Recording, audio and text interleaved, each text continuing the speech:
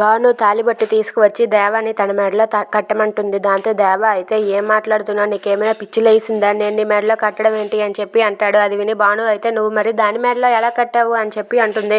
మరి అప్పుడు ఏదో కోపంలో అలా కట్టేశాను, ఇప్పుడు ఎందుకు దాని గురించి ఆ విషయం గుర్తు తెచ్చి మళ్ళీ నన్ను ఇబ్బంది పెడుతున్నావు అని చెప్పి దేవా అంటాడు. అది విని భాను అయితే అప్పుడు దాని మెడలో ఎలా కట్టావో ఇప్పుడు కూడా నా మెడలో అలా కట్టమంటున్నాను రాజా, దయచేసి నన్ను అర్థం చేసుకో రాజా, నేను నిన్నే నమ్ముకుని ఉన్నాను, నాకు నువ్వంటే చాలా ఇష్టం, నిన్ను వదిలి నేను ఉండలేను, జీవితాంతం నేను నీతోనే గడపాలని అనుకుంటున్నానని చెప్పి భాను అంటూ ఉంటుంది. అది విని దేవా అయితే భానుని పక్కకు తోసి ఇలా అంటూ ఉంటాడు.